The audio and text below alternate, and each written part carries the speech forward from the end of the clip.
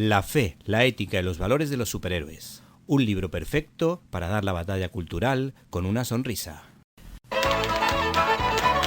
Fundación Edelvives patrocina este espacio cultural.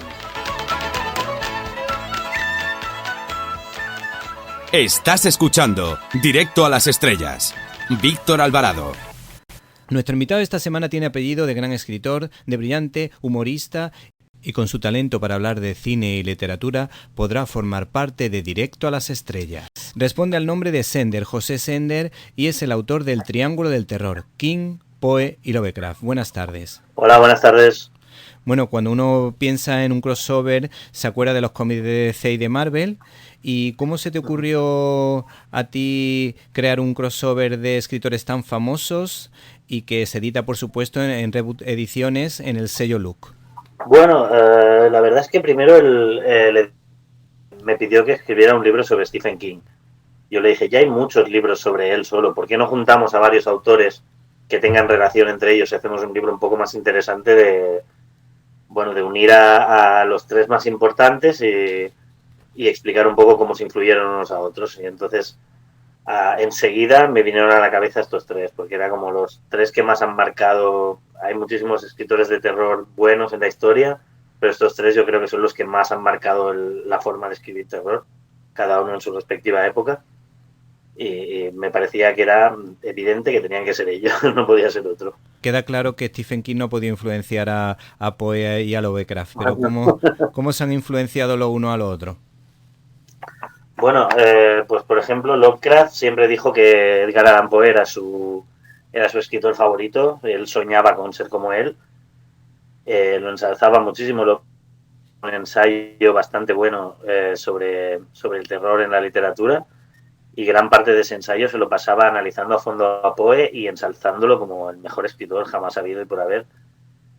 Y la verdad es, Poe, claro, él inventó él solito el terror psicológico, que es una cosa que hoy la tenemos muy por la mano, pero realmente hasta que llegó él a nadie se le había ocurrido, ¿no? El terror basado en las propias fobias internas. Y esto a Poe lo fascinó mucho, a Lovecraft lo fascinó muchísimo y él quiso hacerlo también, lo llevó más al extremo. Por ejemplo, uno de los miedos principales que utilizaba Poe era el miedo a volverse loco, ¿no? Que teníamos El corazón delator y otros relatos narrados en primera persona donde un personaje acababa enloqueciendo.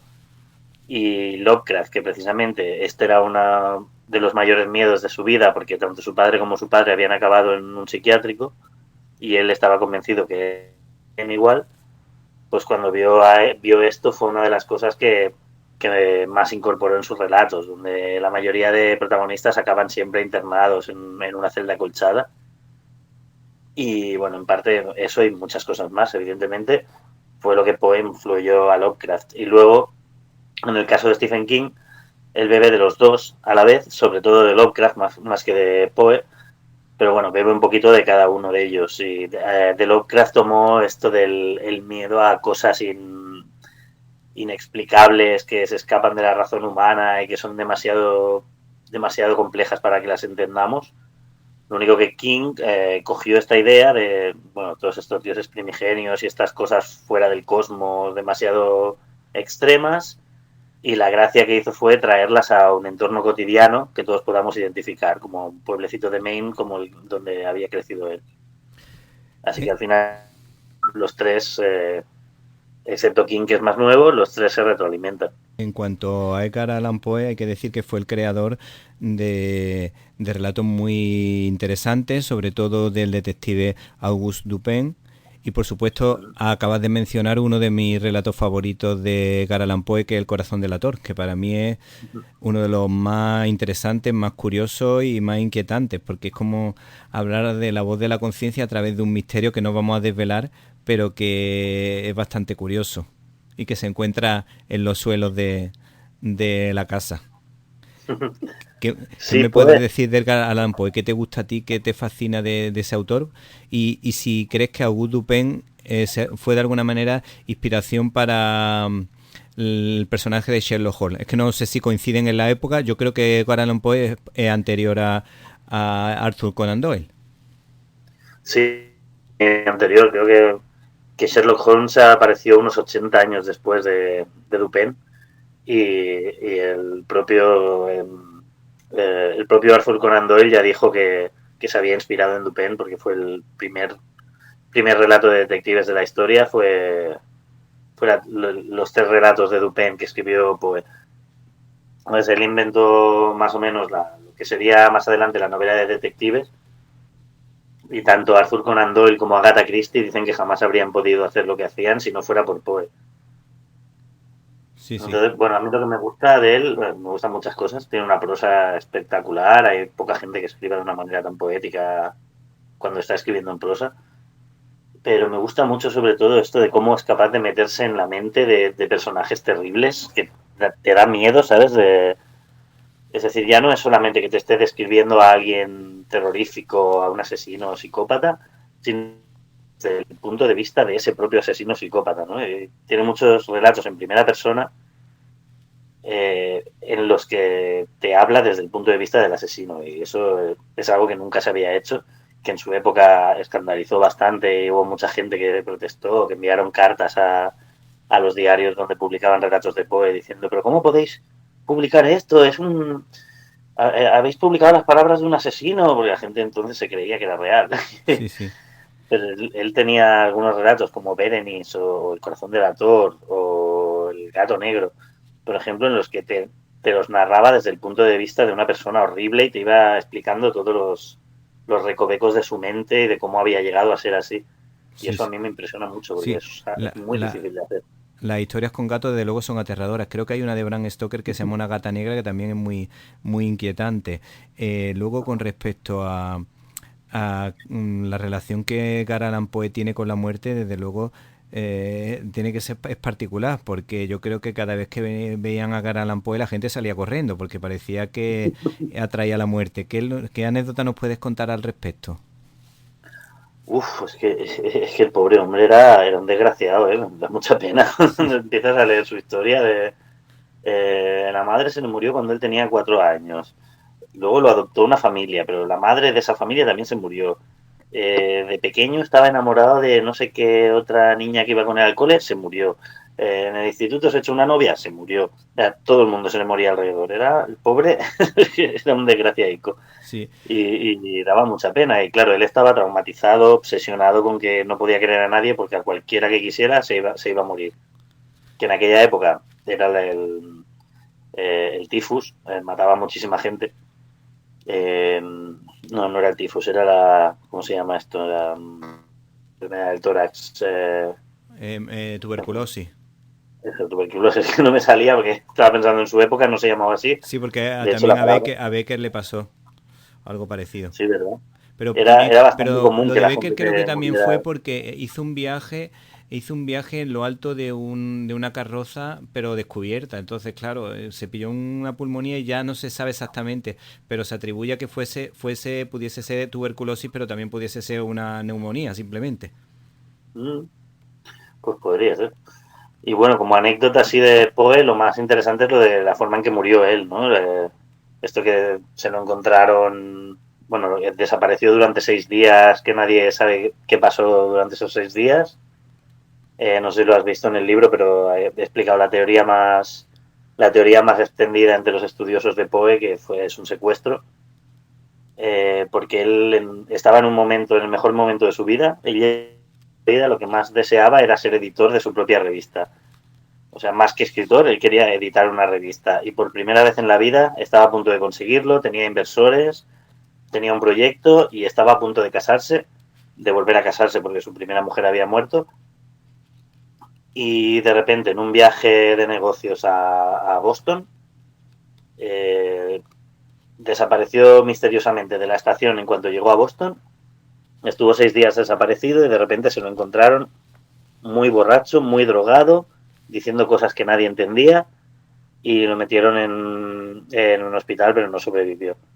Y entonces, según explican algunos estudiosos de política de la época, por entonces era muy común que cuando se acercaban las elecciones locales de las grandes ciudades de Estados Unidos, los candidatos a alcalde, que solían ser mafiosos con todas sus letras, vamos, que parecían Claro. una película de Scorsese, contrataban matones para que cogieran a cualquiera que pasara por la estación que no fuera de la ciudad, lo secuestraran, lo drogaran y lo llevaran a votar muchas veces, cambiándole, pues afeitándole el bigote, cambiándole el peinado, cambiándole la ropa para que no lo reconocieran. Como entonces no existían los DNI, pues no. Eso me suena al pucherazo, a los pucherazos y al nuevo DNI Pucherazo electrónico que absoluto. se ha comprobado, se acaba de descubrir que el nuevo DNI electrónico que te permite votar o que permitiría votar hace dentro de unos meses se puede falsificar y se puede votar varias veces. Y han tenido, no Ah, sé sí. si lo han tenido que paralizar o está ahí, hay gente que está protestando con el tema, porque claro, es que es algo muy grave. Hombre, imagino que si es factible hacer eso lo habrán paralizado, claro, para solucionarlo. Sí, sí, sí. Menos mal que aún no ha salido. Menos mal que se Es, han enterado antes de que salieran. eso menos mal Entonces, que no me he enterado, eso es. Bueno, hay... pues lo después que te decía es Sí. que coincidió que había unas elecciones locales y se lo encontraron que le habían afeitado, le habían cambiado el peinado, le habían puesto una ropa que no era suya y lo habían drogado muchísimo. Así que seguramente el motivo fue ese. Sí, sí. Y hay una anécdota muy curiosa con respecto a que podía ser el tiburón de Baltimore porque dicen que nadaba muy bien, como Michael Phelps. Sí, batió un récord. No me acuerdo cuántos. Lo tengo por aquí en el libro. Pues recuerdo. Hubo un río en Virginia. Sí, sí, en Virginia fue. Sí, sí. En Virginia él batió un récord de. A ver si lo encuentro. Es que me impactó mucho cuando lo leí. Mira, sí. Con 15 años batió un récord nadando 6 millas del río James en Virginia en mitad del verano y a contracorriente, el tío. O Eh, sea, es una pasada, no tío. veas. Que luego ves los retratos y se le ve ahí todo raquítico, como Sí, sí. pues fuerte estaba. Sí, sí. ¿Y tú crees? Él siempre ha tenido fama de que era gran bebedor, pero ¿tú crees que se puede escribir también bebiendo tanto? Porque yo pienso que este hombre escribía bien cuando estaba más bien sobrio, porque aunque a veces tengo mis debates con amigos o familiares que dicen que sí es posible, yo pienso que no es posible escribir tan bien con tanto alcohol en las venas. Yo creo que más bien, sí, cuando estaba sobrio escribía mejor. Cuando estaba borracho, pues igual le venía la inspiración porque veía alucinaciones o lo que fuera, pero luego cuando tendría que esperarse a estar sobrio para redactar bien, vamos. Sí, sí. Tanto él como Stephen King, que también fue alcohólico muchos años. Sí, bueno, ya que estamos con Stephen King, a él se le asocia mucho con el género del terror, pero por ejemplo el drama carcelario fabuloso que ha dado lugar a versiones cinematográficas está súper bien. Uh-huh. Creo que la cadena perpetua también nos sorprende con esa historia de chavales de Cuenta conmigo y a mi juicio, desde luego, merecería el Premio Nobel de Literatura. Yo tengo que reconocerlo que me parece un magnífico escritor y que creo que debería estar o formar parte de ese selecto club porque tiene un talento impresionante. No sé qué piensas tú. Sí, la verdad es que se lo merece. Con todo lo que ha hecho, es que realmente no creo que haya nadie que haya hecho tanto por el género del terror como Stephen King.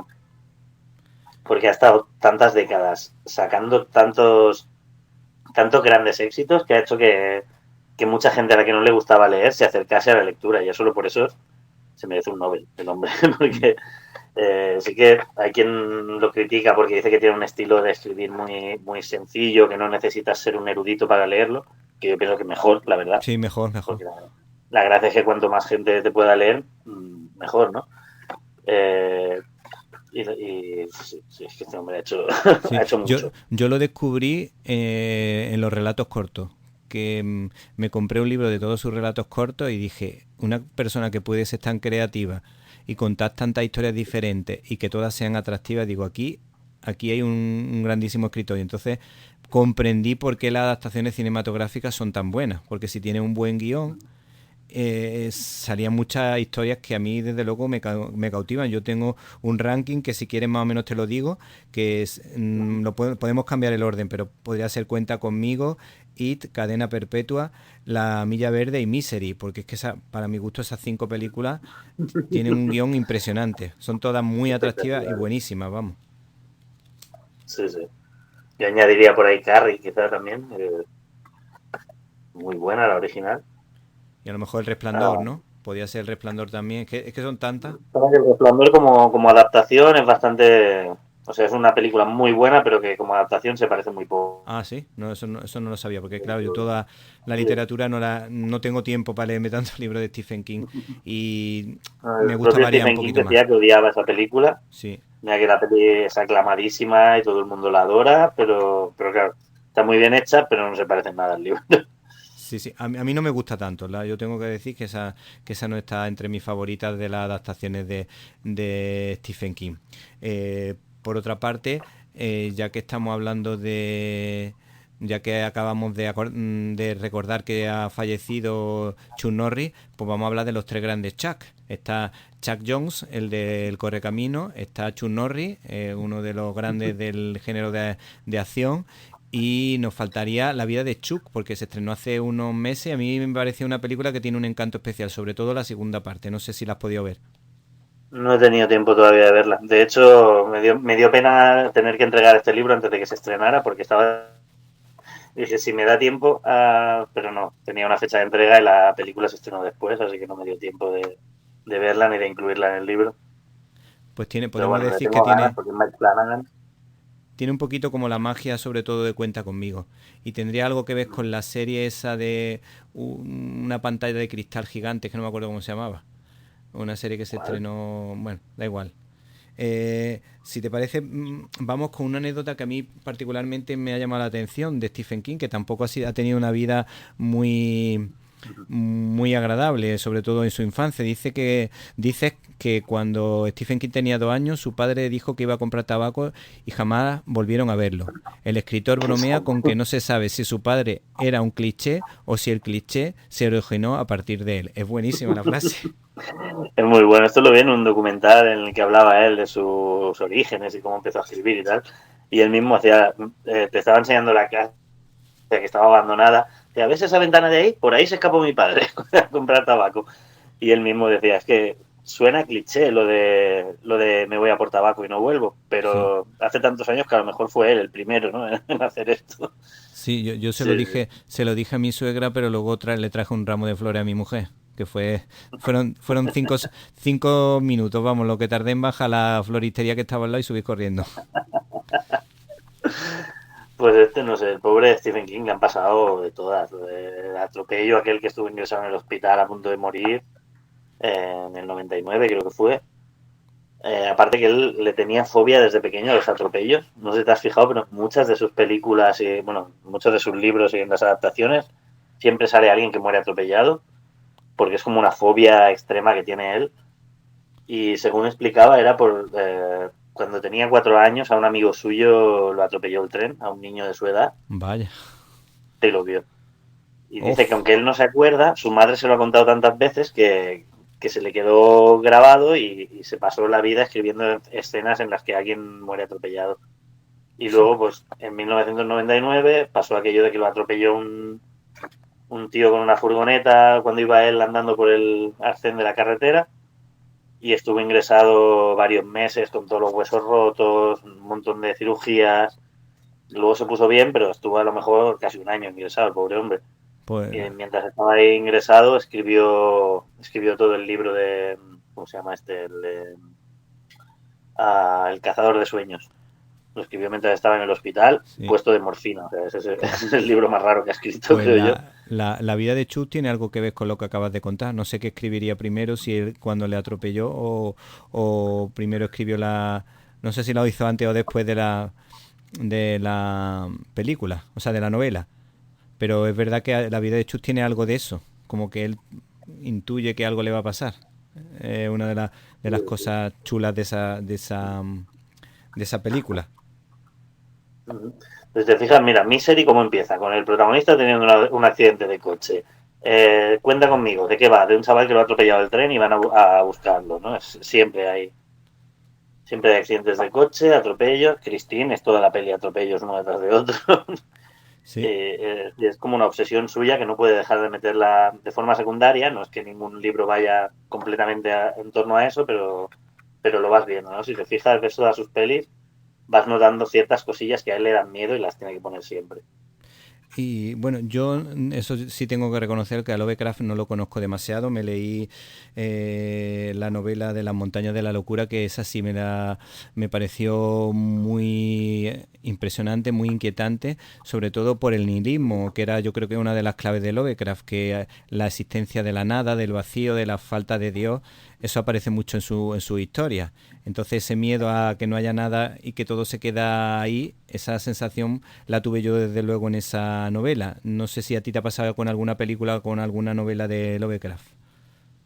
A mí, de los tres, es el que más me gusta. Lovecraft, la verdad, sé que hay gente que dice que le cuesta leerlo porque tiene un lenguaje pomposo, que a ver, es de principios del siglo XX, pero a mí es que me parece el que mejor narra de los tres.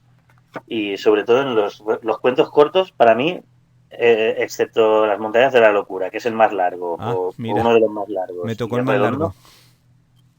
Dime. Me tocó el más largo a mí, que yo me leí el más largo, que tendría que haber buscado otro.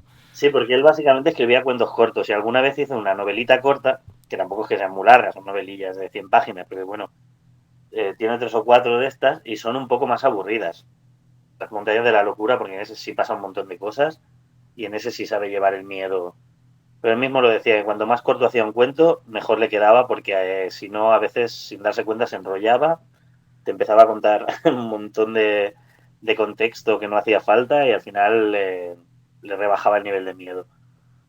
Pero sí, la verdad es que de todas las cosas que Lovecraft sabe utilizar para dar miedo, el tema este de la insignificancia del ser humano ante el universo es el que más, el más evidente en su caso, Sí, que él lo ejemplifica a través de estas deidades primigenias gigantescas, que si las vemos nos volvemos locos y tal, pero realmente era el cosmicismo, que es una filosofía que la inventó él y luego se estudia en filosofía y esto pues lo creó él, el cosmicismo, y era como una, ¿cómo te digo? Era es una teoría realista que básicamente dice que somos insignificantes frente a un universo infinito, eterno, que no es tan gigantesco que no podemos ni concebirlo con nuestra mente, y si lo intentamos nos volvemos locos.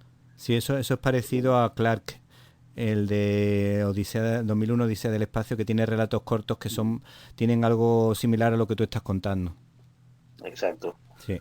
Y Y, él, bueno, esto a él le daba muchísimo miedo, porque él decía que era ateo y a la vez le daba muchísimo miedo ser ateo. Era en plan, no, no, no, por favor, no quiero, tengo miedo, ¿sabes? sí. De que no haya un Claro, Dios. es que Eso eso le daba es, muchísimo miedo a él. a mí como creyente, en un momento que perdí un poco la fe, da miedo, ¿eh? Da miedo ponerte a plantearse esa idea.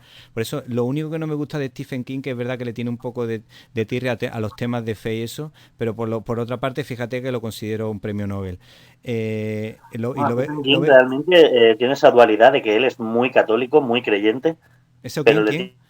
tiene iglesia. Es como, mira, él es de yo quiero ser católico y creyente, pero practicarlo en mi casa a mi ritmo. Sí, sí. Y me parece curioso. O sea, se mete con la organización, pero sigue creyendo en Dios. Eso te refiere a Stephen King, ¿no?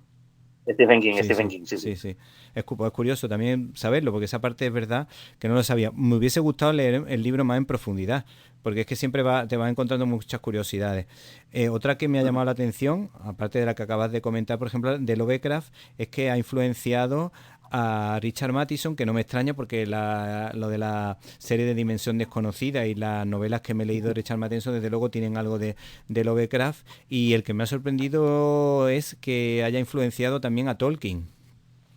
Sí, lo de Tolkien, la gente no suele tenerlo en cuenta, pero realmente es un autor al que se le nota muchísimo la influencia de Lovecraft, aunque uno tirara más hacia el terror y el otro a la fantasía. Pero claro, Lovecraft, además de terror, tiene todo su, digamos, los dos grandes ciclos que tiene, aparte de los cuentos sueltos que no encajan en nada, son los mitos de Cthulhu, que es la parte más de terror, y luego tiene el ciclo onírico, que son todo de cuentos basados en sueños suyos. La mayoría son de fantasía, aunque alguno también es un poco de terror. Y para darles lógica a estos cuentos, los ambientó en un mundo mágico llamado las Dreamlands, como la tierra de los sueños, que era como creó digamos, un mundo entero con sus propios mapas, sus propias culturas. Se inventó básicamente lo que 30 años después Tolkien haría con la Tierra Media, ¿no?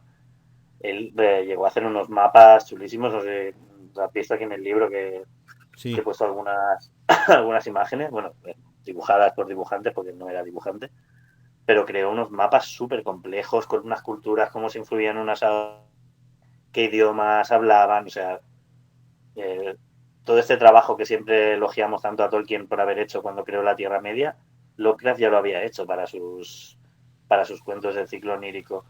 Y esto Tolkien, él mismo admitía que le encantaba a Lovecraft, que era de sus autores favoritos.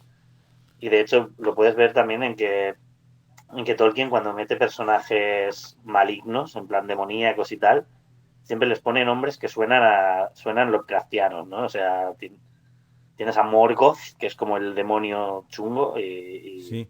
y vamos, suena muy parecido a los nombres estos raros de los dioses primigenios de Lovecraft. Y aparte también Lovecraft también hacía esto de coger nombres de dioses paganos antiguos y mezclarlos para inventarse su propio panteón, que luego lo haría también Tolkien, evidentemente. Al final, quieras que no, es que parece que no, porque el hombre en su época era un pringao y nadie lo... Sí. pero acabó marcando de una forma la literatura del siglo XX que todo el que vino después se lo debe, hasta Tolkien se lo debe, imagínate. Estuvo muy influenciado por su madre, ¿no? Lovecraft. Sí, tenía una madre que lo trataba muy mal, que lo Madre, maltra- machacaba, le madre decía mucho que... maltratadora. Da el perfil de eso que estás contando. Sí, sí, sí. Bueno, de hecho decía que uno de sus mayores traumas es que su madre, desde que era niño, no dejaba de repetirle, eres muy feo, hijo, eres feísimo, no salgas a la calle que la gente se va a reír de ti con lo feo que eres. Y el pobre lo tenía tan interiorizado que, bueno, inventó el body horror, ¿no? El horror corporal, el terror basado en convertirte en una cosa grotesca al estilo de la metamorfosis de Kafka y todas estas Sí, cosas. Supongo que de forma inconsciente, sin darse cuenta de que lo hacía por el miedo que tenía a estas cosas que le hacía su madre. sí, sí. Desde luego. Bueno, menos mal que tú has dicho que se llama Cthulhu el de los mitos, porque yo siempre me llegan a preguntar, yo te digo Shuhu, Shuhu, porque nunca, no sé, Bueno, nunca he sabido, yo pronunciarlo. lo digo cada día de una manera, porque Sí, como no hay forma de... Quiero decir, él en el libro, en el cuento en el que aparece, que de hecho tan famoso que es Cthulhu, solo sale en un cuento, en La llamada de Cthulhu, sí. ella te dice que es una palabra tan rara y tan imposible de pronunciar que él ha escrito eso, Zulu o así, y eso es lo más aproximado a ese sonido que es capaz de escribir, pero nunca te dice cómo se pronuncia de verdad. Sí, sí. Hay gente que se pelea en plan, no, que es Cthulhu, no, que es Chulu. No es ninguna de las dos. Es un sonido inexplicable, o sea, que cada uno que lo diga como quiera. Bueno, y por último, si te parece, terminamos con Vincent Price, que fue como el que nos ayudó a conocer un poco mejor a Edgar Allan Poe a través del cine, con un cine de serie B, pero con una presencia en pantalla impresionante, porque ese hombre, cada vez que mira la pantalla, a lo mejor no está considerado como los grandes de Hollywood de esa época, pero desde luego tiene mucha presencia. Hombre, yo creo que Vincent Price sí que tiene que estar considerado entre los grandes, ¿no? Hizo Hombre, de sí, todo, pero sí, yo me hombre. refiero a lo mejor tipo Gary Cooper, tipo Cary No, sí, Grant, claro, John mira. Wayne, Paul Newman, Clark Gable, ese tipo de actores, me refiero. Tienes razón. Sí, porque Vincent Price, al estar más casi siempre metido en el género del terror, que siempre ha sido un poco ninguneado en Hollywood, pues a lo mejor por eso no está considerado, no se le tiene tanta estima como a Gary Cooper a lo mejor, pero es que era muy bueno. ¿Qué A destacarías? ver, ¿Cuál te gusta más? ¿A ti la casa User o hay alguna otra que te llame la atención de él así dentro de lo que se refiere a adaptaciones de Poe?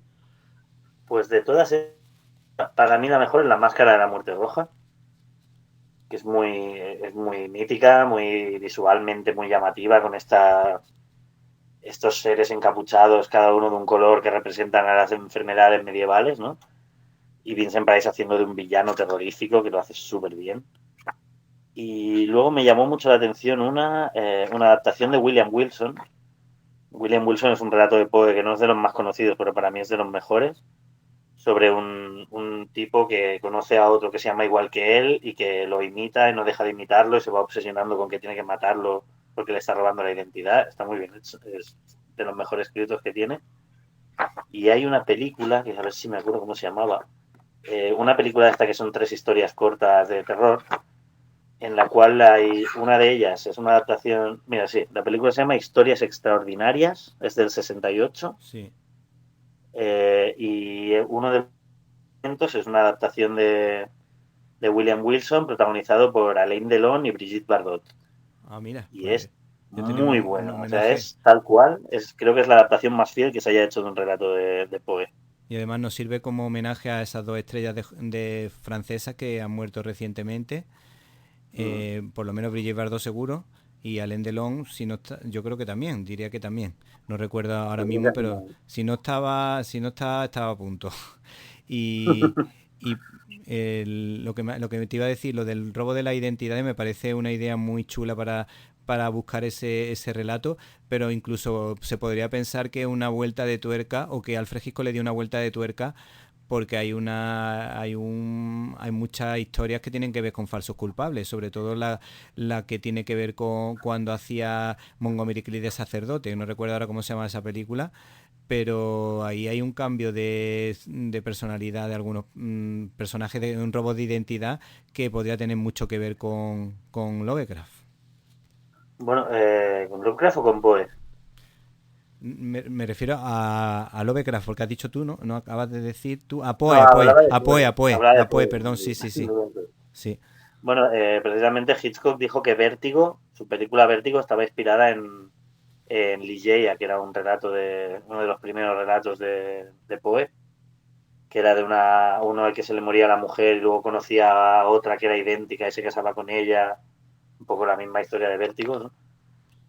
Sí, sí. Y sí, Hitchcock está muy influenciado y de hecho también por Lovecraft, porque a ver, vale que es un poco pillado por los pelos, pero Lovecraft cuando ya tenía 30 y tantos años ya a finales de su carrera, porque se murió muy joven, tuvo un alumno, Richard Block, que era como, bueno, era un chavalín adolescente que escribía relatos de terror y él lo ayudaba, lo llevaba a sitios para que le publicaran, en plan, este chaval tiene futuro. Y ese chaval acabaría haciéndose famoso por escribir la novela Psicosis, Anda. que Hitchcock adaptó al cine, así que que quieras que no, en parte un poco sí que tiene Lovecraft ha influido un poco en la fama de Hitchcock, diría. Bueno, pues se nos acaba el tiempo y nos ha encantado este libro, El Triángulo del Terror de José Sender, del sello Look, donde se habla de Stephen King, de Edgar Allan Poe y de Lovecraft, que yo he dicho un montón de veces Lovecraft y parece que yo no soy el que ayuda a mi hijo con el inglés, pero bueno, es Lovecraft. Bueno, no pasa nada. Mientras te guste, llámalo como quieras. Sí, sí. como Cthulhu.